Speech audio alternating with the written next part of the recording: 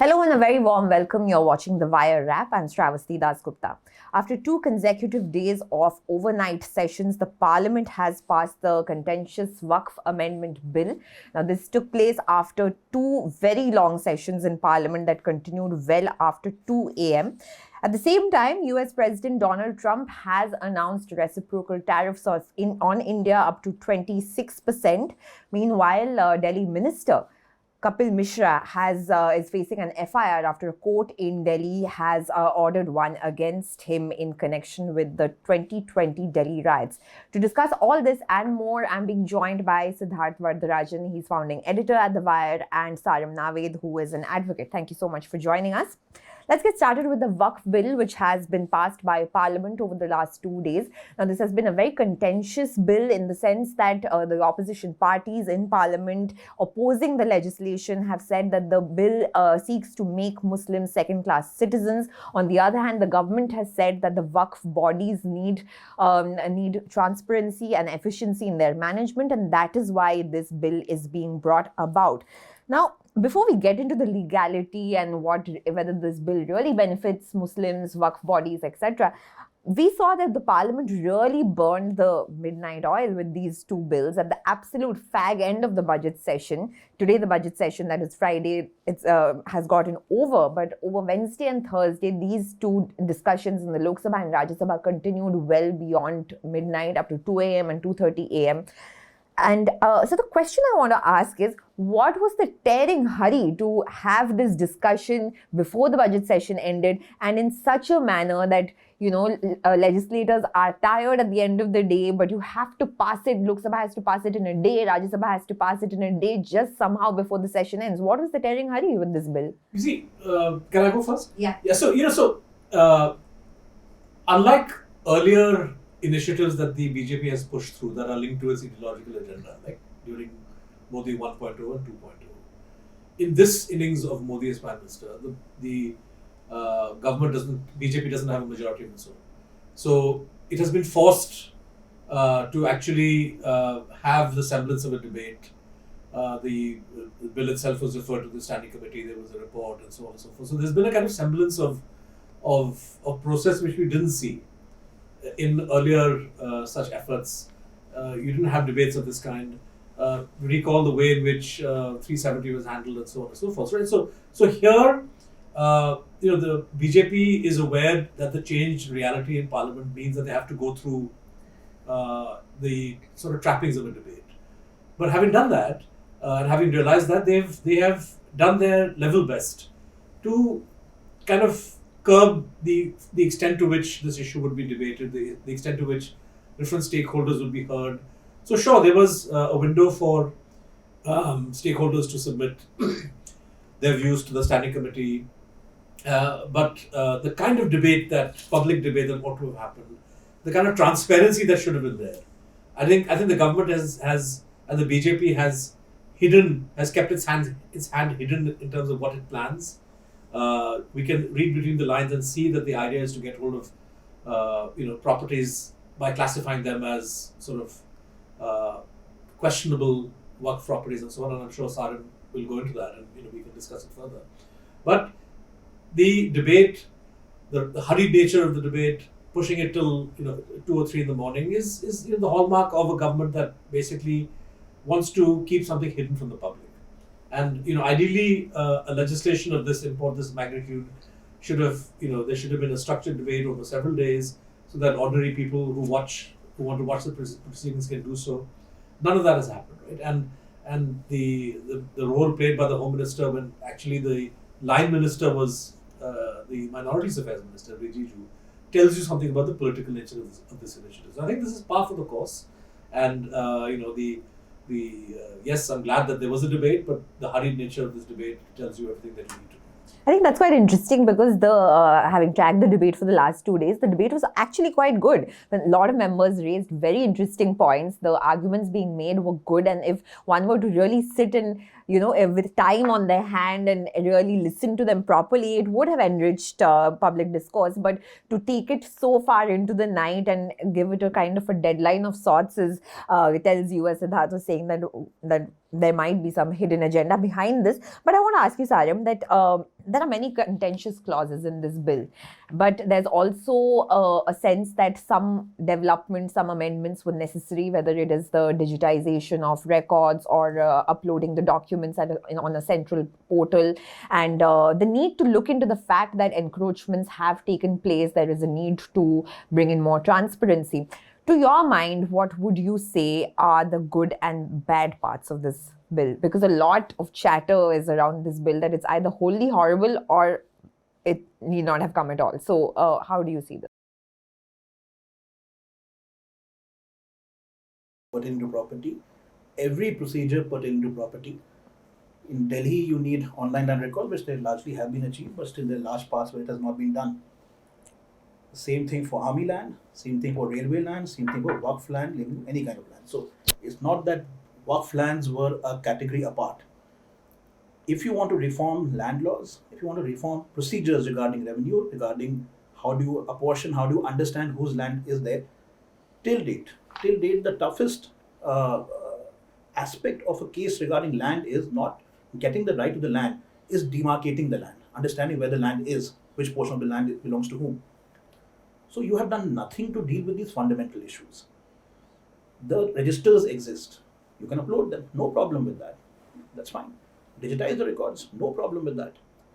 Now, if you want to say that I have two purposes to this act. Number one is to protect Waqf land. How do you protect it? You have to make sure that there are systems in place that people protect it, the land, and use it for the purpose that it was meant for. Now, what is the purpose of the Waqf? It's of two kinds. One is Waqf al-Awlad, which is basically that, for my own family. Or I say that this is Waqf for the public good. Usually there's the combination of both. Now, what happens is that you say that, okay, the person in charge of it is not using it for public good as it's meant to be. If you want to address that issue, where have you addressed it in this law? You say this is my aim, but if you look at the amendments amount to only one thing. If I may take it sequentially, in a way, there's a lot of filler. The first amending clause says that only a Muslim who has been practicing for the last 5 years as a Muslim. Yes. Now, how do you prove that? Do you drink? Do you not drink? Do you sing songs? If you're a Shania Twain fan, are you a Muslim or not? I don't know. Then the next part of the law is, in so many places, they've said that there used to be a board and a tribunal, which is still there. The composition of the board has changed, no problem with that. But they say that there is a gentleman called the collector, the old British term for the district magistrate. He will decide what is government property. If something is government property, it ceases to be Waqf property. You can apply to the collector again if the land is disputed. Anybody can dispute the land, right? You have one state government officer telling you whether the land belongs to a state government or not, whether the land belongs to you or not. This is not the case for any other category of land in this country. This is not the way any kind of apportionment of rights of ownership can be decided. Now, why? Our justice system rightly faces a lot of questions. But ultimately, we're in a rule of law country, right? Broadly speaking, some property belongs to you, it comes to you. You may have to fight for 5 years, 10 years, whatever. This is a land grab. This is a land grab. In fact, if they were to extend it to trusts, to societies, to companies, you'd have a command economy. Basically, the government is saying, we can take your property whenever we want to. And the last part of this process is after the collector Sahab decides that this property belongs to the government or this property is not of the Waqf, they have criminalized the act of the Mutawalli, who is the caretaker of the Waqf, in not complying with such orders. So DM Sahab tells the Mutawalli, you get out of this land and you give me the keys. If he doesn't do it, that's a punishable offense. It's not that there's an order and they're going to appeal. You can certainly go to court against it, but before that you'll be punished. So the entire system is essentially a land grab. Muslims are worked up about it for good reasons, emotional reasons, legal reasons. But forget Muslims. Everybody should be concerned about it if they want to have their own rights in this country in any kind of a larger rubric of the rule of law. Because the principle laid down, and which will be extended to others, is I can take your land. I am the government whenever I want to do it. I think that before we come into the land grab part of it, which is really central to it and has been raised by many critics as well as opposition leaders, the fact that you were just mentioning is that it is your land and the you can decide what you want to do with it. Yesterday, during the debate in the Rajya Sabha, Kapil Sibal said that if it is my property, in his speech, he said, my property, it's my wish what I wish to do with it. Whether I'm a Muslim, non-Muslim, it does not matter. So it's being seen as a direct infringement of fundamental rights and what you can do and what you cannot do. Now, the argument is that it's only affecting Muslims, but he says that it's not going to just affect Muslims, it's also going to affect non-Muslims, in the sense that if you are a Hindu, for instance, the land around the masjid, around the parliament, that was donated by a Hindu person, and that a masjid stands there right now. So if a Hindu has a certain amount of property and wants to give it away to a charity in the form of a waqf, that person cannot do so under this. So do you see this as a direct assault on individual fundamental rights apart from the land grab aspect? So the Chief Minister of Tamil Nadu, M.K. Stalin, has raised this issue, right, of why is this clause, this 5-year clause, why should it be that only a Muslim, that to a Muslim of 5 years standing can donate land? And Stalin says that this is an attack on the sort of interfaith harmony nature of this country and its traditions and so on. So clearly the right of an individual to do what she wants or he wants with their property should be sacrosanct. You have some exceptions. There is a Land Acquisition Act which applies to any piece of land owned by a Muslim, non-Muslim, or whatever. So there is a procedure under which the government could take over land, but it's well worked out in law, and it doesn't come with the kind of penal provisions that the Waqf Amendment Bill does, right? So this is clearly an assault on Muslims first and foremost. It's an assault on the individual rights of anybody who owns property and has the right to dispose of that as they see fit. The most alarming thing, I think, is that we have many properties where there aren't recognizable papers and records of the sort that this bill or the new act now would demand people produce, right? So what's called waqf by use, people who have traditionally lived or occupied parcels of land where there may be a mosque, a madrasa, an orphanage, or any other kind of thing where people have been there for generations.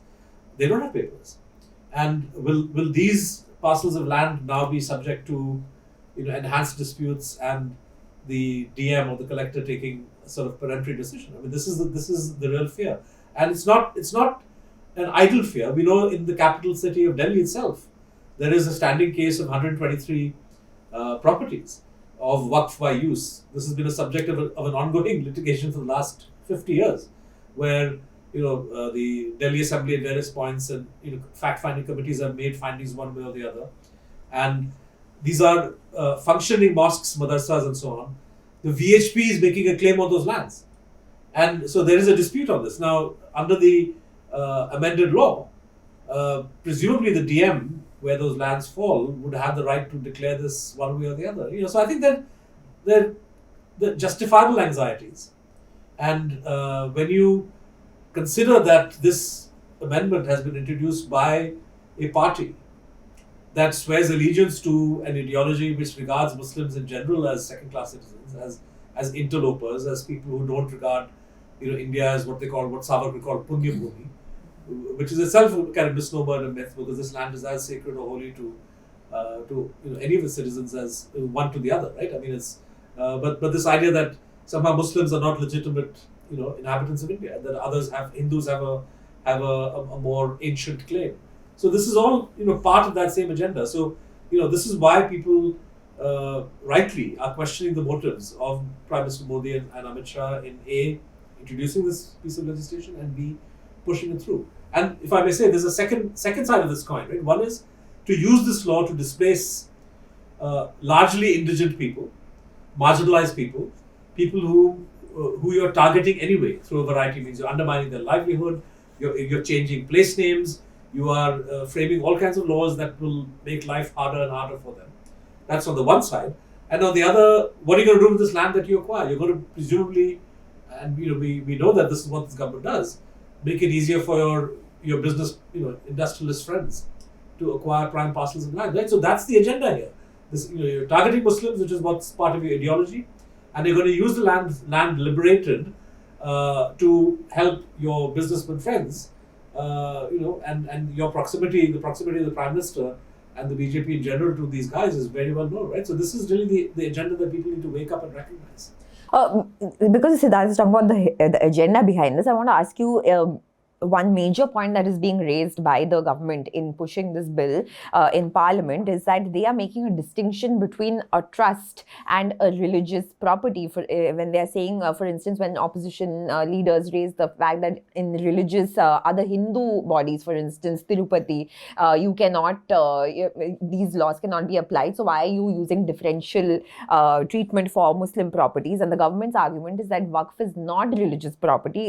It's just like a trust, and any non-Muslim can administer a trust. For instance, you don't need a Christian to administer a Christian body's trust.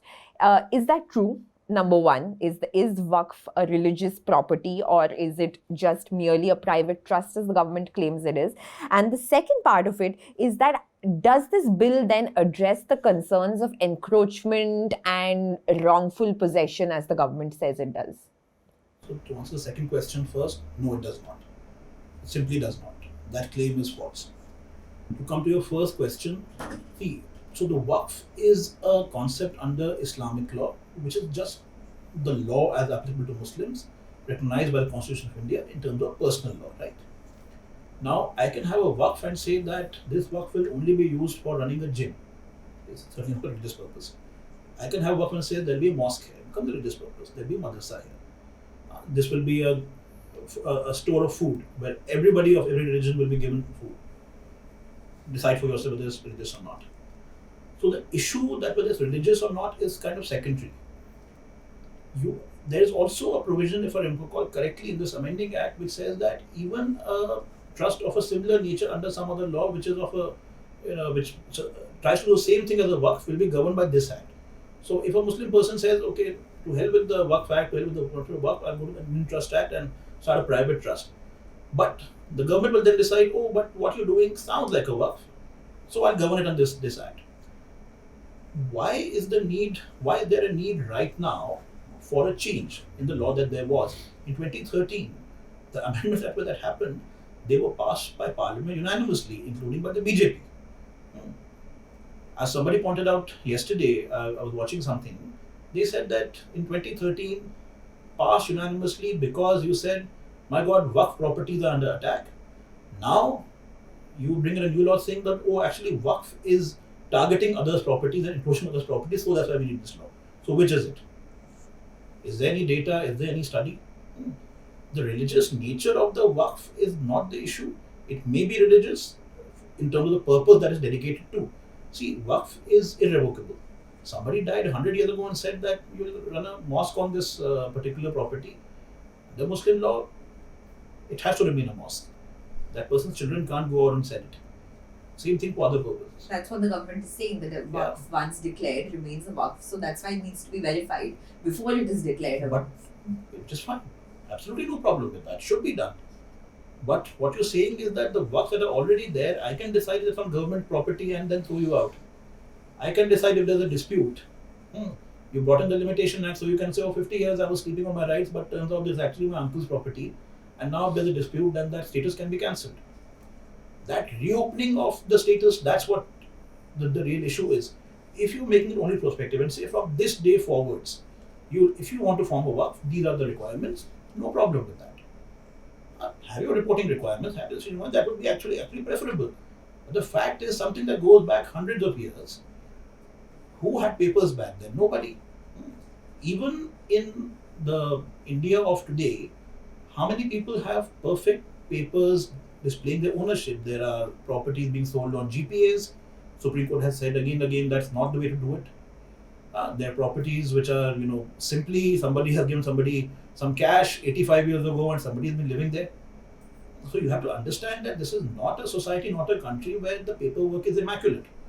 So to ask for paperwork in such a situation is to show that your intentions are to displace people who will not have the paperwork and then shift the burden onto them. Now you go to bloody court and you keep showing through your 100 witnesses or 200 witnesses that you've been there since so long. You'll win against me in 10 years. What does this officer care about? He'll have gotten 3 promotions. That land will have been passed off to somebody else. Some judge will say, all right, give him some compensation for the amount that he's lost.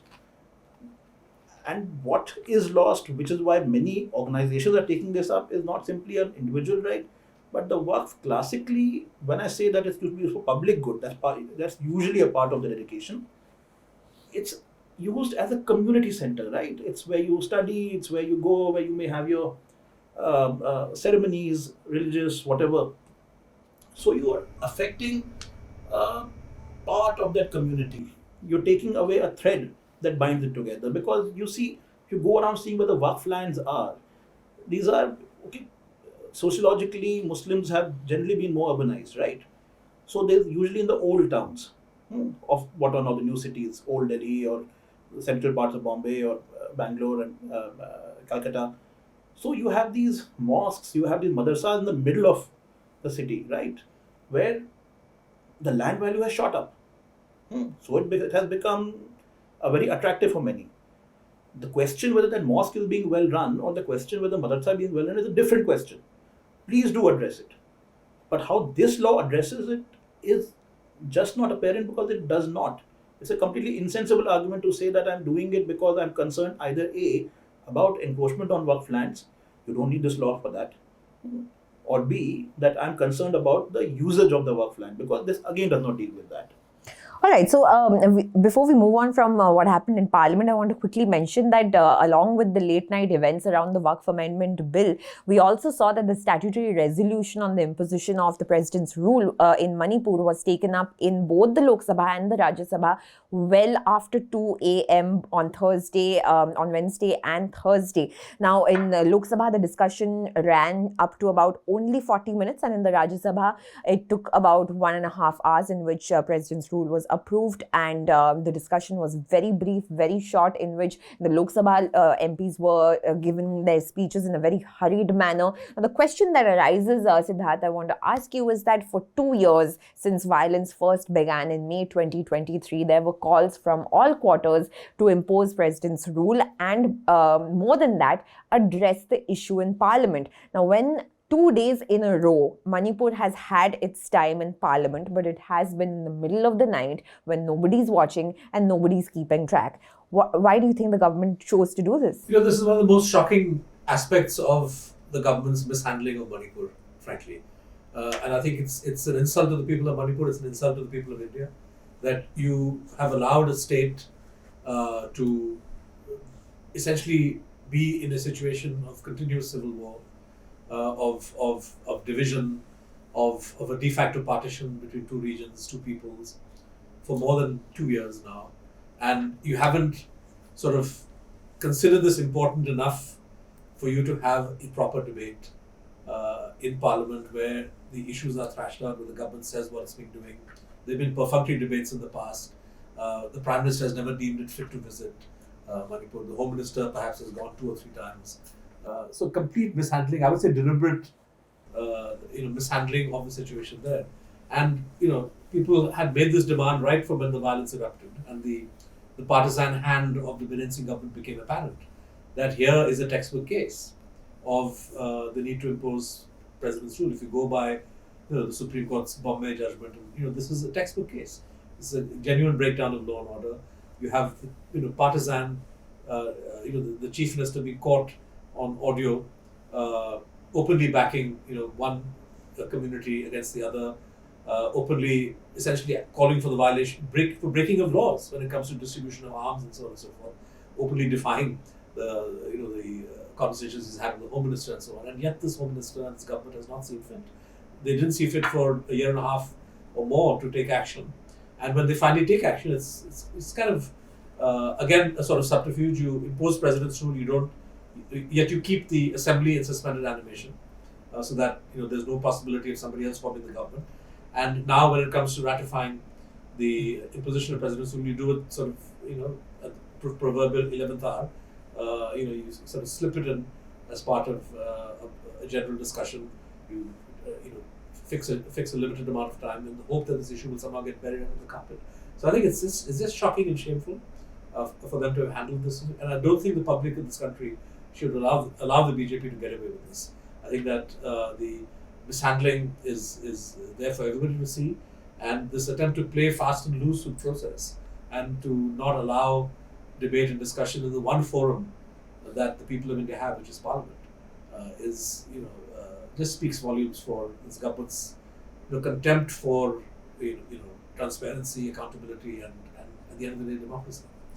So it's obviously not the first time that Parliament has gone well into the night, but picking up new business in the middle of the night when technically the date has already changed. So that's not the listed business of the day, which was also raised by TMC MP yesterday's Shukhendra Shekhar Roy. He said that the business was listed for April 4th, now the 3rd, and now the date has changed at 2 a.m. and 3 a.m. How can you pick up new business? So how do you see this, the fact that on one hand, the government says that we have worked late into the night and the strong message is going out to the country that the parliamentarians are working late into the night and discussing Manipur well into the early hours of the morning. On the other hand, it's playing very closely with the technical aspects of parliamentary democracy, that you are picking up business which is not listed at a time of your choosing.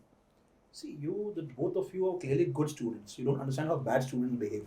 If you haven't prepared, if you don't know what you're doing, you try to stuff things in at the end. You try to make things, scribble things. Could mean one thing, could mean the other. You're trying to make sure the teacher doesn't see what you're doing. This is that 3 in the morning, who is going to see? It's really embarrassing for them, right?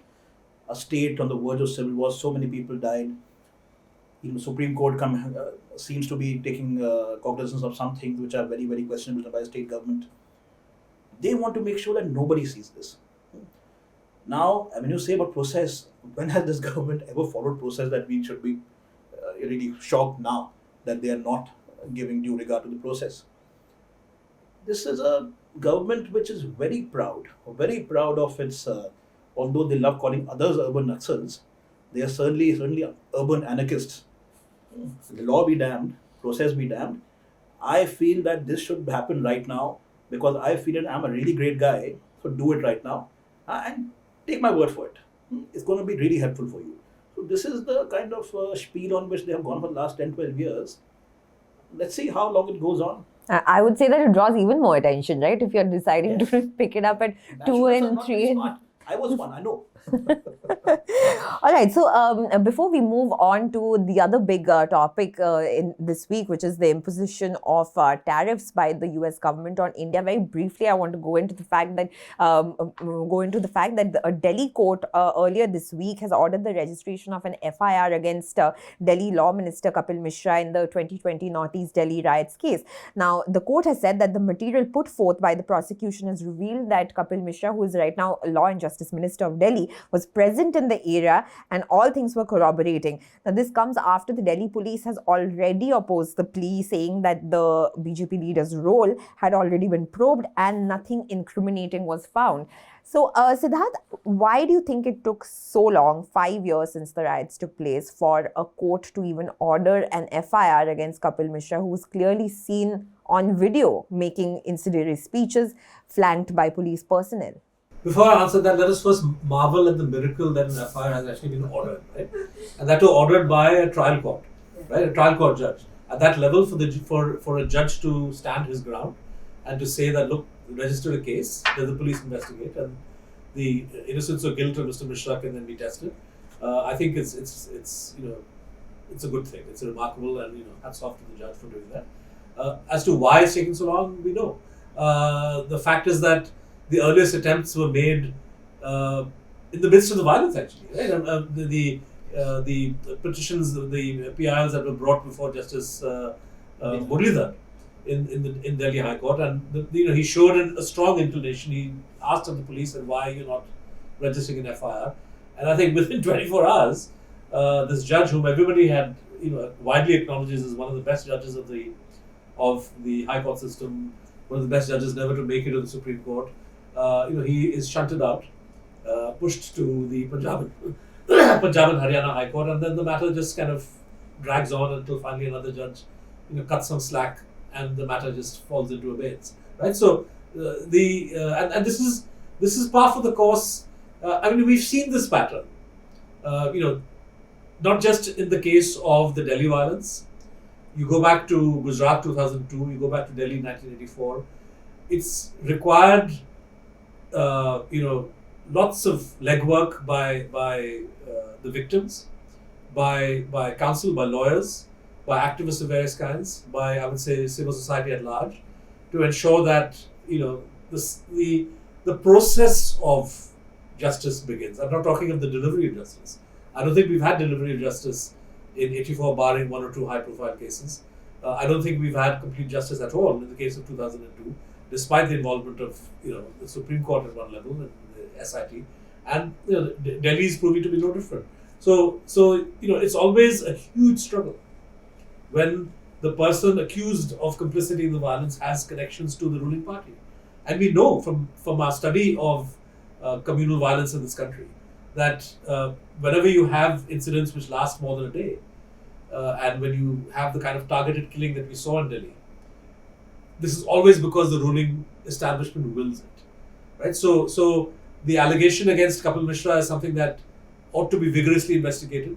The kind of the kind of questioning that people who were not even in Delhi at the time, like Omar Khalid or Sharjeel Imam, people who were miles away, and Omar Khalid, his public speeches actually show the opposite of what the cops are trying to claim.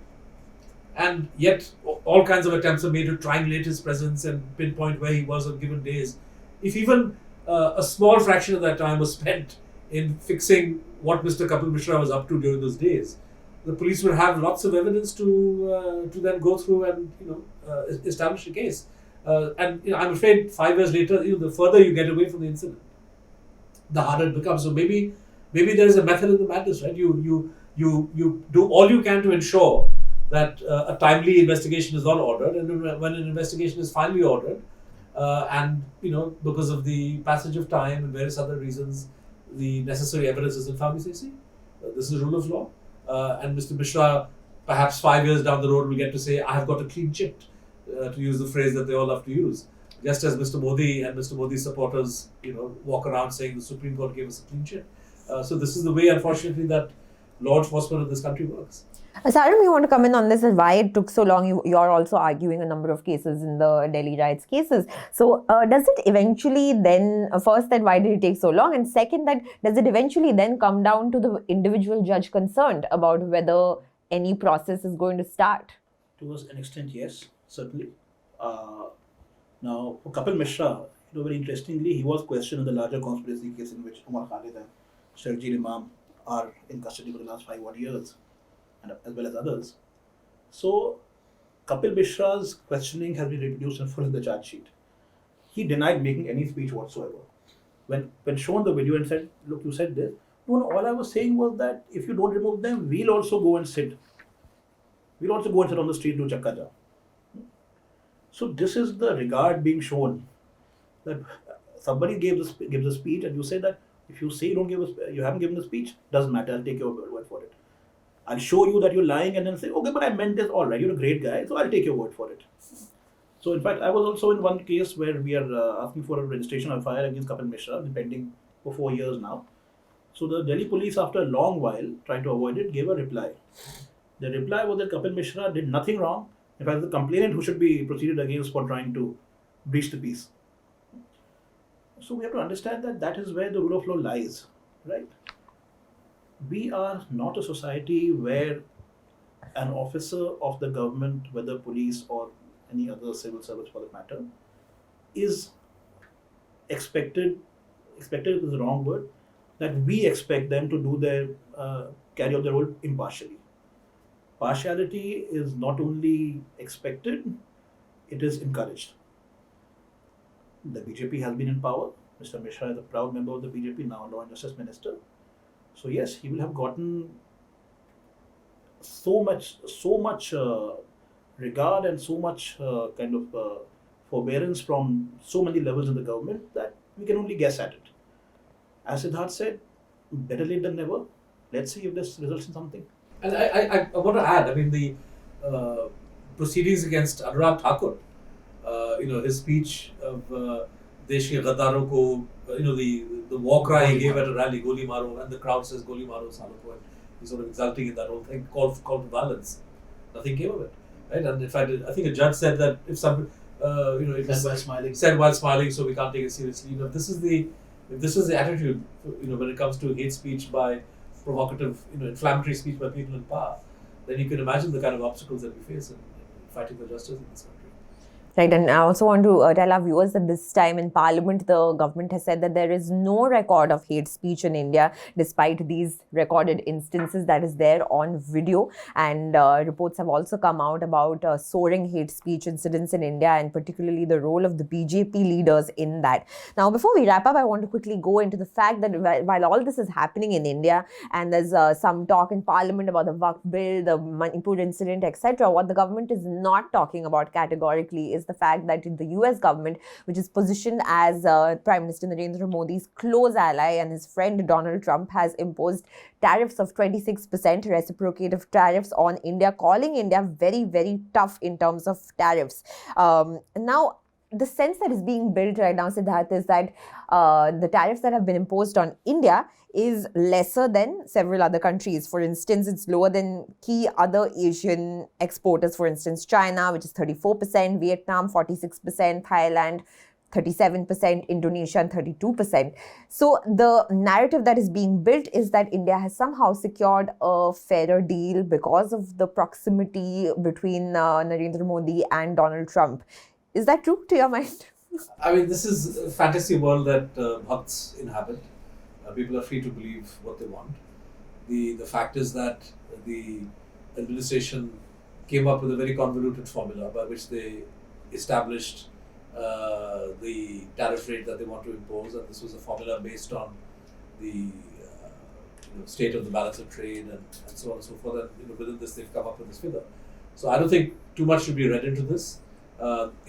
Countries are open or closed, have high tariffs or low tariff rates, have more non-tariff barriers than others and less. So I think you have tremendous amount of variability. If you were just to speak of the Asian countries that you mentioned. So if one country is 26, one is 34, China is something else, I don't think a political point should be read into this. This is more sort of a comment on the kind of formula used, which is in itself, people have said, quite irrational and inaccurate, and B, also a measure of what the BJP guys are saying proximity may also be a consequence of deals already struck. You recall one of the first public comments that Trump made was that India has already agreed to drive its tariffs way down, right? So if India has already agreed to do that, and you're even then imposing 26%, then what are we to conclude here? That has the government already made concessions, and 26% is the post-concession tariff rate that the Americans are imposing? Will there be further concessions? Who knows, right? So I think that the fact is the government has been less than transparent. There's nothing in the public domain as to what is on offer. There's been very little consultation with stakeholders. We know that the pharma industry has been cut some slack, but that's essentially because the US wants to protect the access of ordinary Americans to slightly cheaper medicines. So these are all factors that have gone into this. But I think for people to claim somehow that the special relationship between Modi and Trump has somehow saved India is nonsense, because A, India has not been saved. I think the impact of even these tariffs are going to be quite catastrophic in many sectors. And B, the response of the government of India that we don't know of yet, and the response that's yet to come. Plus other kind of concessions which are not tariff related.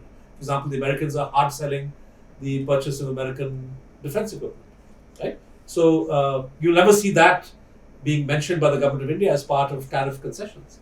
They will just say, if they've decided to up their expenditure and purchases of American weaponry, that we've done so because this is the best. That's the way it will be sold. But it's probably part of a composite deal, and that's what Trump does, right? He uses the pressure tactic of a tariff imposition in order to extract concessions of all kinds. Some of these will be in terms of easier access at the level of tariffs and so on. Some of these may have to do with other geopolitical or wider business goals of the US sort of establishment. All right, then before we wrap up, Sarim, I want to ask you that this kind of ties into the whole idea that Indian government has been pushing for the last 10, 11 years, is that India wants to be Atmanirbhar. So do you see this kind of flowing out of this development, that the tariffs that have been imposed forcing India to actually become Atmanirbhar, even as it is still quite reliant on imports, particularly Chinese imports. Go back to my bad student analogy. When you are a really bad student, you say, I don't want to do tuitions, I'll work on my own. Give me the chance, I'll work on my own. I'll read. You never read.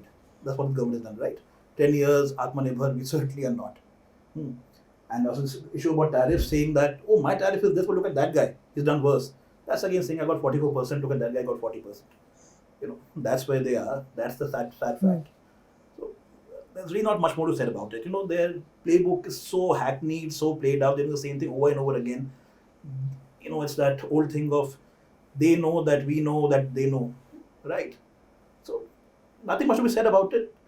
At some point of time, people will get fed up with them, which I believe is already happening. But what to say about the Indian government's response? Because we saw in Parliament, the opposition has been protesting, asking for a response. The Indian government says that they're studying and talking to people in different sectors. So what do you see the Indian government doing in this situation? And how is it going to impact India in terms of foreign policy with the US and also the economy in India? I think the Indian government does not have a rational and well thought out response. They assumed, and I think this is why Mr. Modi was in such a hurry to go to Washington, that somehow he could sweet talk himself out of this looming disaster.